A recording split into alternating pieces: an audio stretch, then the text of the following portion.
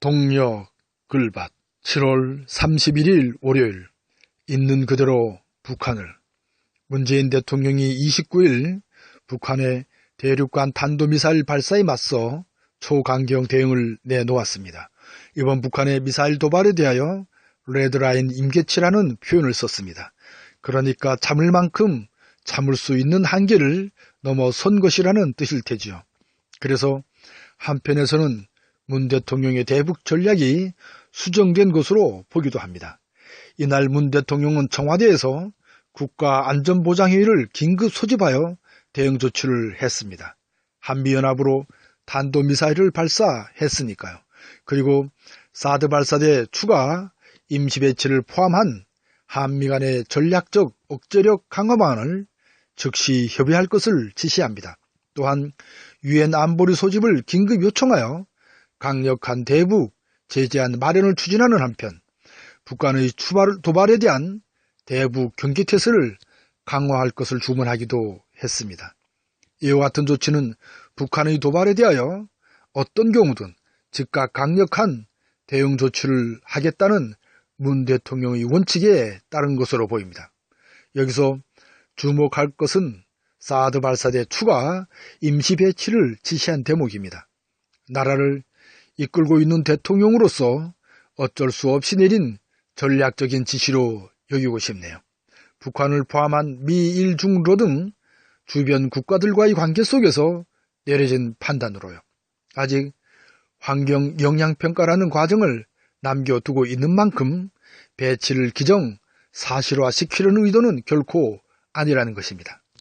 우리에게 있어 한반도의 평화는 참으로 중요한 문제입니다. 지난 7월 6일 미국이 진 평화의 열쇠라는 제목의 글밭을 통해서 이 문제를 다루었습니다. 이때 북한은 미사일 발사를 미국에 보낸 선물이라면서 앞으로 이런 선물 보따리를 자주 받게 될 것이라는 이야기를 서슴없이 꺼냈죠. 그 글밭의 핵심은 문제의 중심에 미국이 있다는 것입니다.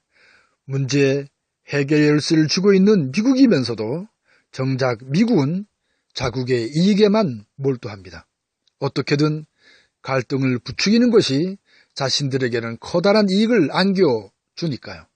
그 글밭의 중심 대목을 다시금 새겨보는 것이 좋을 듯하여 여기에 그대로 옮깁니다.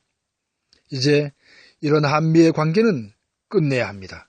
이제 이런 혈맹의 관계로 포장된 나라 간의 관계는 바르게 다시 세워져야 합니다.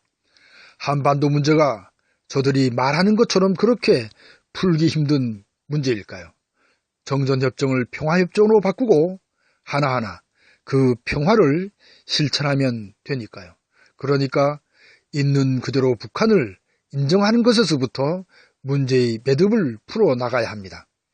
우리가 맺은 2000년의 6.15 선언 및 2007년의 14선언의 평화의지가 그대로 담겨 있으니까요.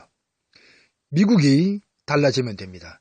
미국이 지금까지 내세운 세계 평화와 인류 사랑의 보편적 가치를 실천하는 일이죠. 따라서 1953년 10월 1일에 맺은 한미 상호 방위조약은 평등조약으로 다시 맺어야 합니다. 그렇습니다. 있는 그대로 북한을 인정하는 것에서 평화의 시작을 삼아야 합니다. 미국의 목을 매는 정권이 아닌 촛불 민심에 목을 매는 문재인 정권이기를 간절히 빌어봅니다. 늘 고맙습니다.